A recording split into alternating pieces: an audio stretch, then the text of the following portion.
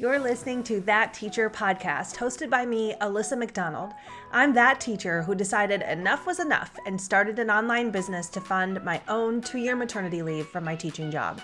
This journey has been life-changing, bringing me opportunities to lead and grow in ways I never thought possible.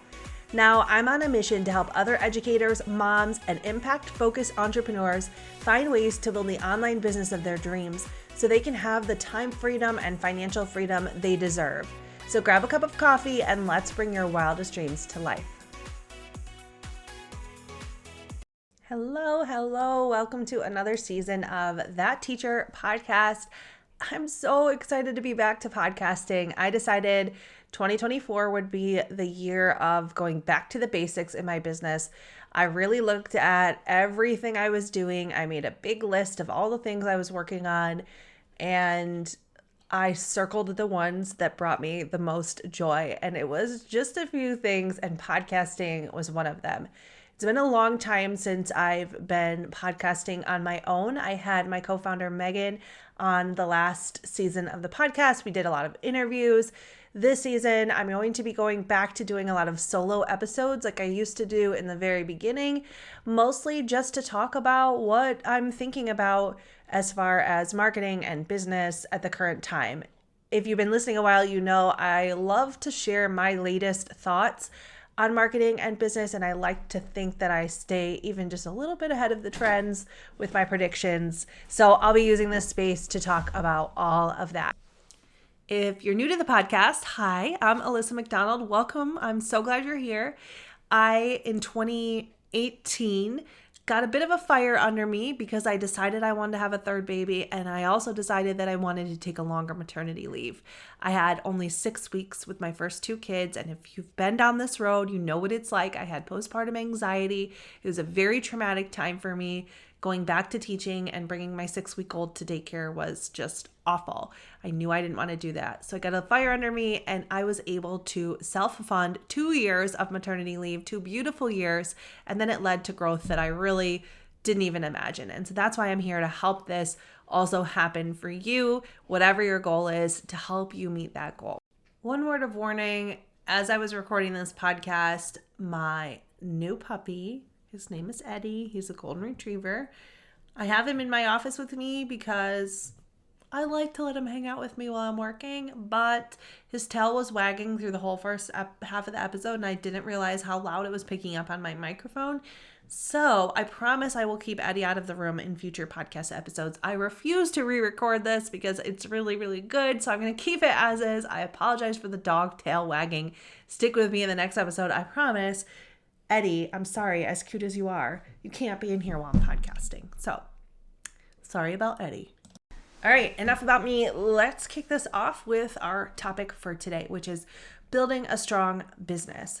So if you've ever been to one of my free trainings, or really any of my trainings, even the paid ones, I always pull up this slide that has a picture of one boat with one sail and then one ship with multiple sails. And I talk about how your business building should be like the ship with multiple sails, not the one with a single sail.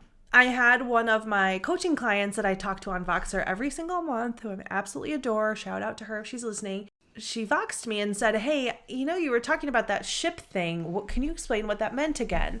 She's like, I wrote it down. I wrote the 2 ships, but I can't remember what you were talking about. So I decided to make a Monday mixtape, which is my weekly email newsletter, about the 2 ships. And that's what this podcast will be about too, because I think it's a concept that we forget until something bad happens, and then we're like, oh shoot.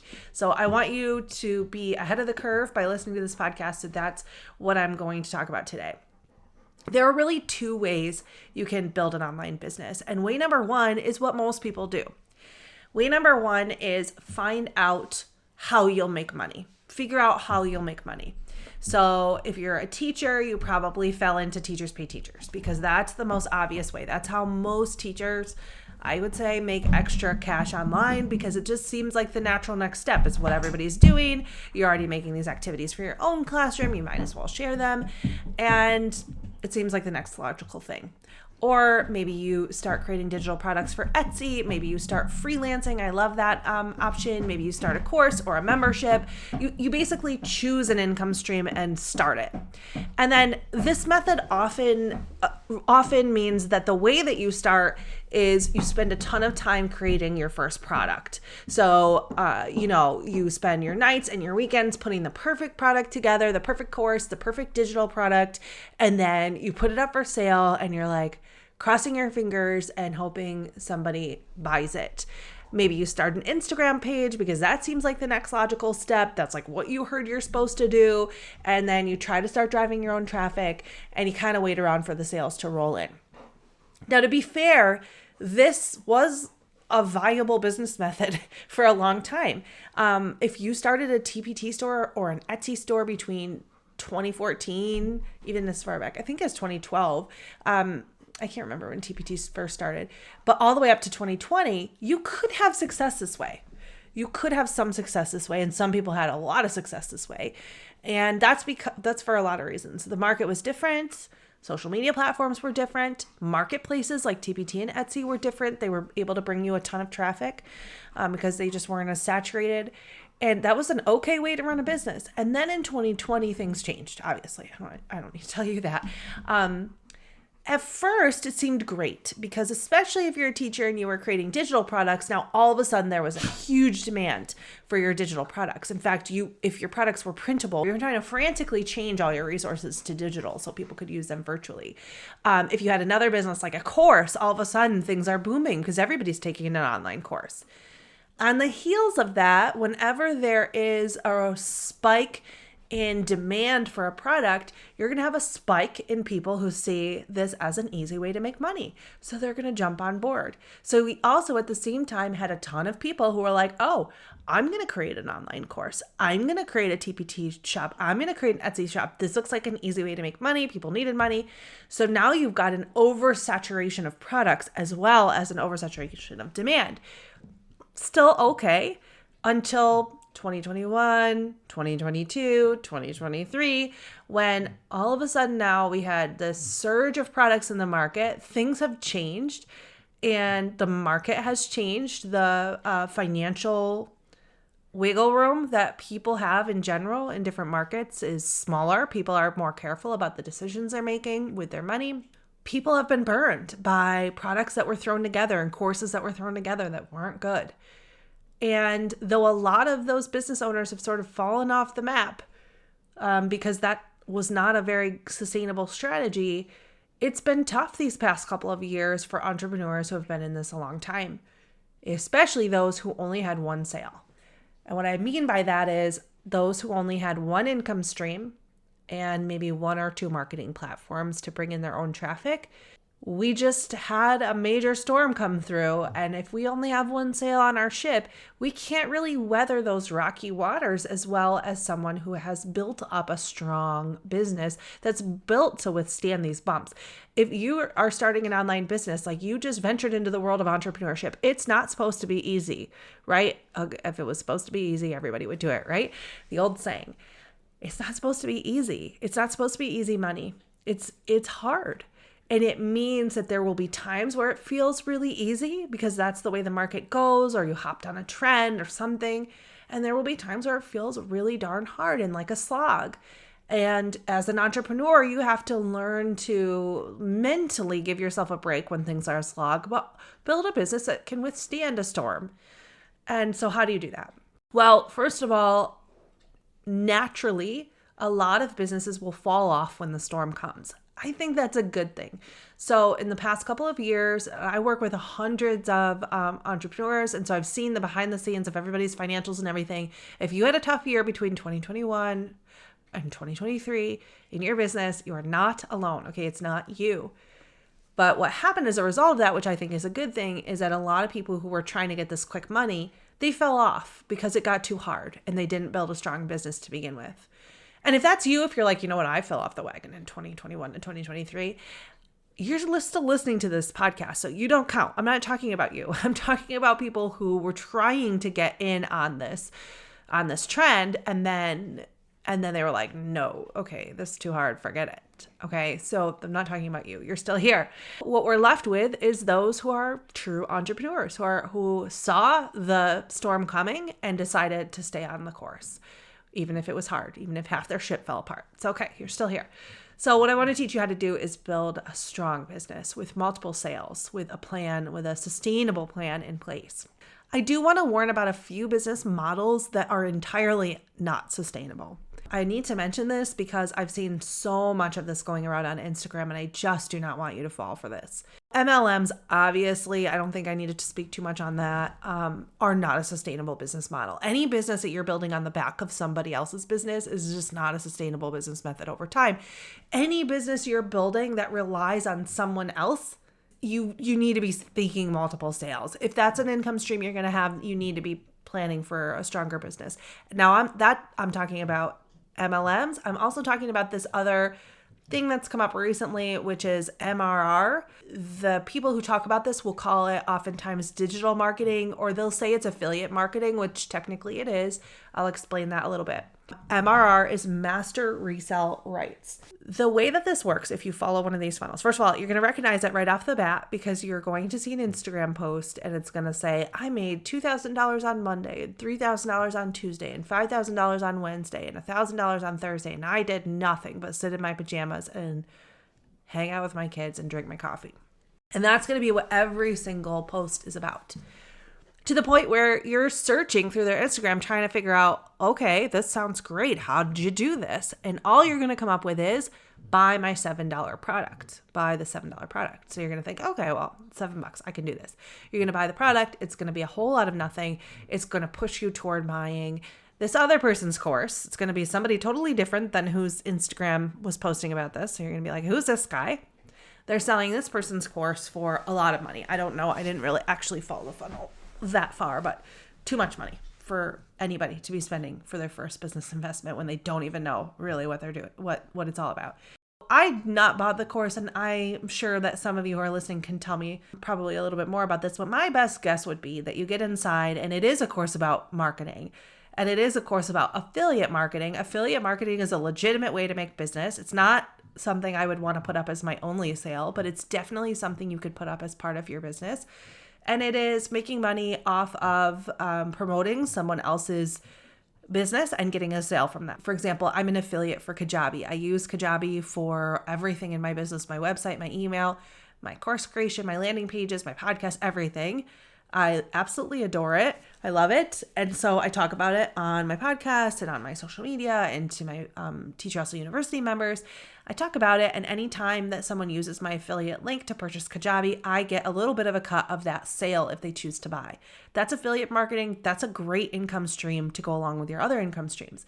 This is a bit different. I believe that they do teach you to do affiliate marketing, but then they must heavily push you to be an affiliate for this course. It's really just an echo chamber of everyone selling each other the same course. Eventually, that's going to run out. So that is not a sustainable business method. Those are two, MLMs, MRR, I would definitely stay away from. I'm sure there are a few others. But then there's also the consideration that whenever your business relies on someone else's business, you are running a bit of a risk. Part of building a strong business is just understanding those risks. If you're a TPT seller or you sell on Etsy, you are building your business on a platform that is a marketplace. I'm not saying that's bad. It's great in so many ways. It can help bring traffic. It can build collaborations. It can build credibility. There's so many great things. But you are on renting someone else's land, basically. You want to have a plan in place. And I am not saying, I'm not a proponent of moving your entire TPT store over to your Shopify on your website. I do, however, think that some of your bigger, higher price products or best sellers could be moved over to your website, especially if you're driving your own traffic. It costs money and time to drive your own traffic to a website. You're paying 30% to a marketplace to list your product, and then you're also paying for Facebook ads to go to that, or you're also paying your time put into Instagram to drive your own traffic there. Then I want you driving traffic to your website, because otherwise you're paying twice, right? So just consider that when you're thinking about building your strong business. Of course, using the marketplace is totally fine to start, not something you need to worry about to start off. But when you're thinking about building multiple ships, that is one consideration. Another area where you need to think about building, I said multiple ships, I meant multiple sails. When you need to think about building multiple sales are social media platforms. Social media platforms are also borrowed real estate, right? We are at the whim of the algorithm and any changes that come up and trends and all that stuff. You can't really avoid social media platforms altogether, but I'm going to say that a really great way to build a stronger business is to make sure that you're driving all the traffic to your email list. That's because on your email list, you have better control. There is no algorithm. There's deliverability, and there's certainly some thoughts to be had around that. In fact, there have been some really recent changes that we all need to kind of consider. I won't go into that here, but I will link a resource down below. If you are doing email marketing, there are a few things that you're going to need to consider as some deliverability stuff is shifting in email world. But in general, deliverability is not an algorithm. In other words, your emails land in an inbox in chronological order. They don't have to pass through some sort of algorithm to decide if they end up on the top. You just have to get out of the promotion box. But there's so many different ways you can do that. So you have a little bit more control. Of course, email is still a different platform. If it goes down for the day, you're kind of out of connection with your customers. It's not like having their phone number or anything like that, but it's pretty darn close. You can download a list of your contacts and keep them. I know that we don't all download lists of our contacts regularly, but there is a far less chance that you are going to lose your email contacts than there is a very real chance that you could get locked out of your social media account. Your account could get shut down, so many different things. I'm not saying that means you should not be on Instagram or you should not be on TikTok. It just means you should also have an email list so that you're building these multiple sales. It's not about not doing one thing. It's about just protecting yourself for these storms that will inevitably hit us as entrepreneurs. That's just part of the risk that we're taking on, but we can minimize that risk with some of these moves. Okay, here is the way that you build a business with multiple sales. This is the Teacher Hustle University way. This is the way that I teach to build businesses. First step, we're not going to start out by picking a product and then spending tons of time on it.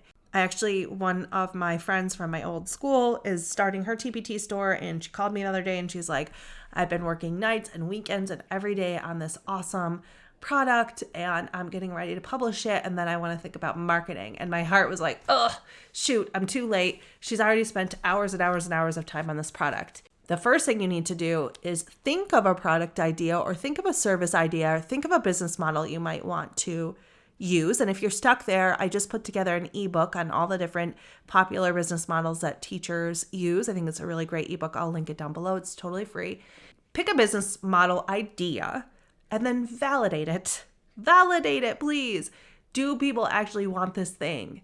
Think about who's my audience? Who can I help solve a problem? Where are they hanging out? And then validate your idea with them. Because if you go and create this whole thing and nobody wants it, you've just wasted a ton of time. And I'm trying to get you to minimize the amount of time that you're wasting because you don't have time to waste. Start with a very basic business plan. Here's how I think I'm going to make money. Here's who I think I'm going to help. Here's how I think I'm going to help them. And if you need a business plan template, I also have that. I have a 3-day business plan challenge, which helps you outline these sort of first thoughts around your business. And even if you've been at this business a while, but you're like, okay, I need to sit down and rethink what's going on here. The business plan challenge is a great baseline. It's just $17.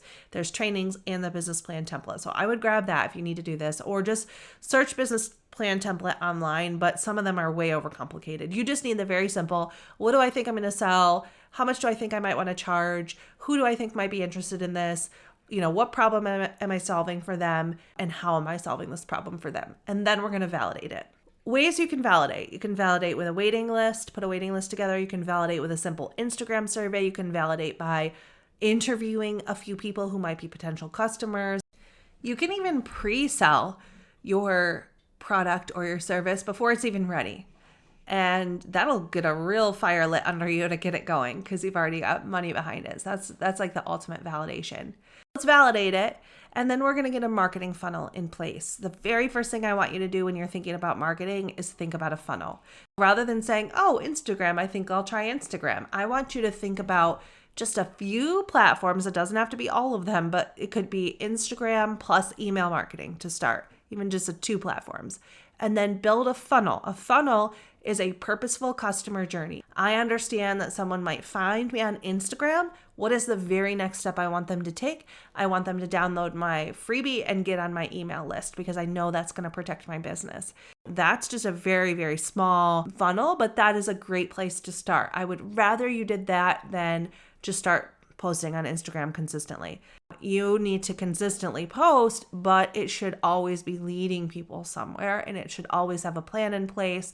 And then, of course, the more detailed and built out your funnel, the better it's going to work. And what a funnel does is it makes it so that your business not only sells products today, but continues to sell products for years to come, even if you have to step back from your business for a while because things have gotten hard or you need to take a mental health break or whatever. Marketing funnels make it so that your business can continue to run without you. This is what I teach inside Teacher Hustle University. I teach you how to set up your first funnel in a way that helps move people through the process, kind of beyond that basic funnel that I just described there, but a little bit more in depth. And even just one funnel built out, which is what I teach you how to do, is build one funnel and then you can repeat the process. But knowing how to build one funnel out, that one funnel is going to make you way more sales than posting for 3 months straight on Instagram.